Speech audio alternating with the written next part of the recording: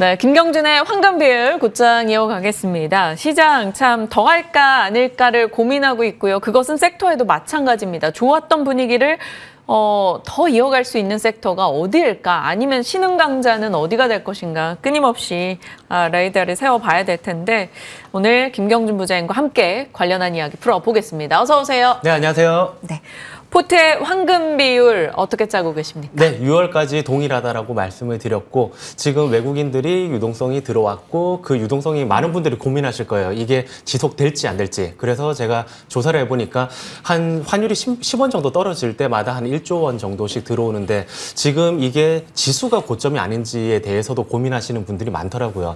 이 부분에 대해 가지고 보통 이제 지수가 이런 식으로 단기 반등이 왔을 프로 정도의 조정은 건전하다라고 받아들이시면서 이 부분을 리밸런싱의 기회로 잡으시기 바랍니다. 그러면 여기에서 이게 투기까지 끼인 게 아닌가라고 굉장히 보수적인 분들은 여쭤보시기도 하거든요. 이럴 때에 저희가 투기가인지 아닌지에 대해서 구분법이 있습니다. 이게 그 어떤 기준을 잡고 봐야 되냐면 이게 대부분의 사람들이 실제 가치는 의심하면서도 남들이 돈을 버니까 무분별하게 돈을 막 투자할 때 그리고 막 화장실 같은 데 가서도 이제 주식 보느라고 여념이 없는 시간 대부분을 도파민 투자하는 데에 집중하는 그러면 저희는 앞꼭지를 집중할 필요가 있어요. 실제 가치를 의심하면서 저희가 지금 조방원이 오르고 뭐 리밸런싱을 고민을 하고 또는 지주사라든지 상법 개정 이런 부분들을 전부 다 공부를 해가지고 들어간 부분이지 이 부분이 아직은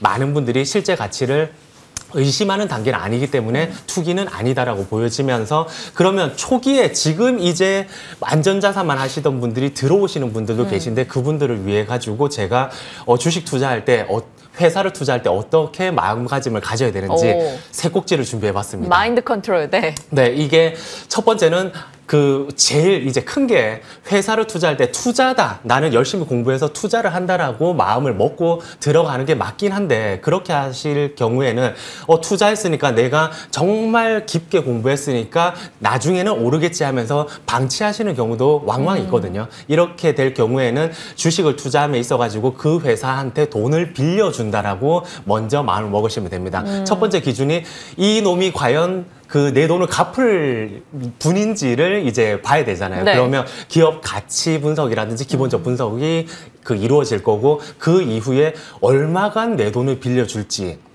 보통 3년이고 막 물려가지고 계속 계신 분도 계신데 누구한테 지인한테 돈을 빌려줄 때 1년이다 뭐 아니면 내일 바로 요번 주에 돌려줄게 월급 타면 이럴 수가 있기 때문에 투자에 있어가지고도 얼마 기간 동안에 내 돈을 빌려준다라고 정해놓고 하시길 바랍니다. 그리고 끝으로 레버리지를 풀로 땡겨가지고 하시는 경우도 있는데 보통 내 돈을 누군가한테 빌려줄 때 연끌을 해가지고 마이너스 통장에서 전액을 다 빌려주진 않잖아요. 그런 부분까지도 고려해가지고 반드시 건전한 투자를 하시기 바랍니다. 네, 지금 사실 포모에 대한 공포 혹은 이제 속상함, 아쉬움을 느끼고 계시는 분들이 많으시다 보니까 좀 무리한 투자보다는 어떻게 이제 마인드 컨트롤을 해가면서 투자를 해야 되고 그 기업을 선정해야 되는가에 대한 얘기를 오늘 시간적 할애를 해주신 것 같아요. 자, 532 황금 비율 포트폴리오 그 비율은 그대로 유지하게 되는데 그러면 각 섹터별로 어떤 의견들을 주실지 한번 보겠습니다. 반도체 혹은 로봇 이쪽에 대한 AS 해주시죠. 지금 제가 두 가지를 지난주에 말씀드렸었는데 운용사들이 거의 10년 내에 최고 수익률을 달성했기 때문에 이분들의 전략, 기관들의 전략을 어떻게 가져가느냐 꾸준히 인센티브 상승을 위해 가지고 탑픽들을 끌고 갈 거예요. 그리고 나중에 차근차근히 한 꼭지씩 리밸런싱을 할 텐데 그 리밸런싱의 자금은 당연히 조심하겠죠, 일단은. 그러면 주가 상승률보다 EPS 상승률이 가파른 경우, 주가가 아직 EPS 상승률을 못 따라갈 경우로 이제 대비를 할 텐데 거기에 반도체가 들어갑니다. 지금 지수 단에서 놓고 봤을 때에 반도체 쪽에 지금의 예상 PER이 한 7.9배 정도 되거든요. 그런데 역사적 평균적으로는 11.2배 정도라서 반도체 자체의 PER이 낮아진 상태에서 SK하이닉스 같은 경우에는 6.3배밖에 안 돼요. 이게 주가를 보면 너무 높아 보이지만 사실은 역사적 평균의 하단에 위치하고 있기 때문에 기관들이 조금 편안하게 리밸런싱을 그쪽으로 쏠 수가 있다. 그리고 이 유동성이 지속될지 안 될지 여부를 저희가 또 고민해 봤었는데 이게 1997년도부터 제가 쭉 살펴보니까 30% 이상 이제 주가가 오른 상태에서 더 올라가려면 단기 반등이든 아니면 추세 상승이든 30% 이상 오른 상태에서 더 올라가려면 글로벌 경기 반등이 반드시 포함이 됐어야 되거든요. 그럴 때에도 지금 그 부분이 약간 못 미친다라고 할 때도 약간은 그 EPS 대비해가지고 주가가 못 오른 경우를 살펴볼 텐데 그 덕분에 지금 6월달 ETF 상승률을 제가 뽑아온 거를 보시면 네. 대부분 소프트웨어, IT, 반도체.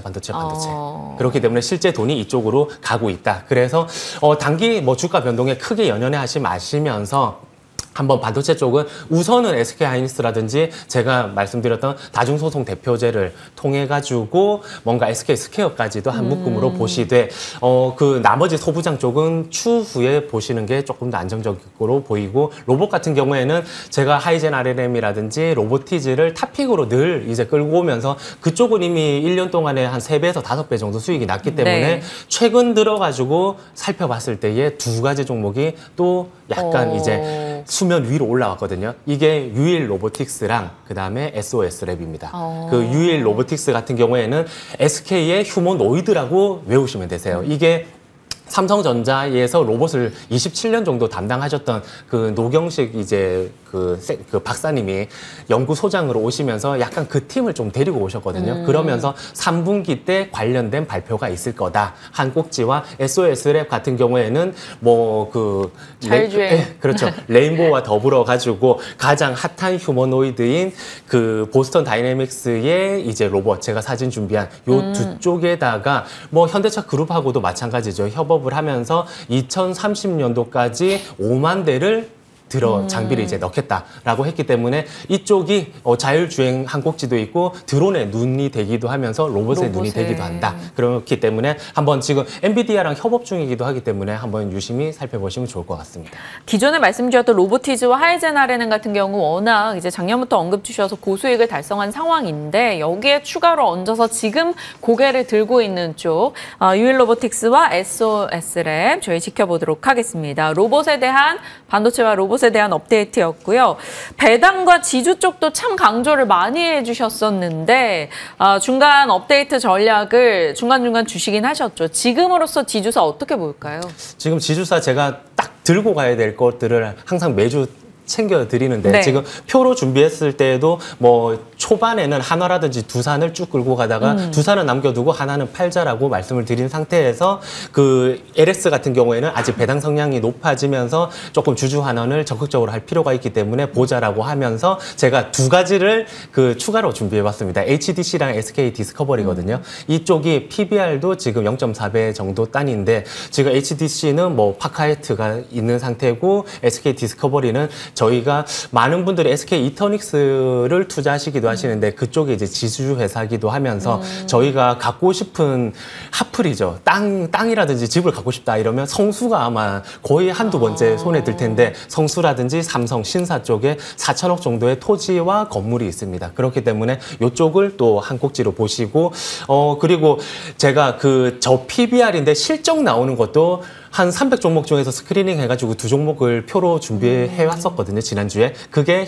계속 작년 12월 초부터 끌고 왔던 현대 GF홀딩스랑 지난주에 추가했던 코롱. 그런데 코롱이 지난주에 한 20% 정도 단기 맞아요. 급등이 나왔어요. 이 부분이 왜 그래라고 살펴봤을 때에 이쪽에서의 중국 쪽 그 코롱 스포츠 관련된 의류 쪽의 매출이 굉장히 급성장 중이다. 그래서 조금 더 부연 설명을 드리면 한 23년도에 2,900억 정도 매출이었었는데 작년도에 70% 이상 성장을 하면서 5천억을 달성을 했고 올해 예상이 거기에서 또 100% 더블. 그래서 1조. 그런데 2028년 정도가 된다라고 하면 3조 정도 매출이 예상되기 때문에 이 부분은 일봉으로 제가 차트도 준비했는데 일봉으로는 많이 오르게 보이거든요. 네. 그런데 현대 GF홀딩스랑 똑같습니다. 연봉이라든지 월봉을 보면 이제 출발하는 해기 때문에 8만 원까지는 그냥 쭉 홀딩하시기 바랍니다.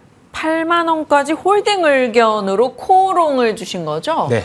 아, 코오롱에 8만 원. 코오롱 인더도 의견을 주셨어요. 인도도 괜찮아요. 인도도 좋고 그쪽 관련돼 가지고 실적이 이제 업사이드가 나오기 때문에 개별 대응을 하셔도 되시고 두 가지 모두를 이제 자유사로 두고 있는 저 같은 경우에는 이제 코오롱을 더 선호하시는. 네, 선호합니다. 이렇게까지 솔직하게 네. 계시네.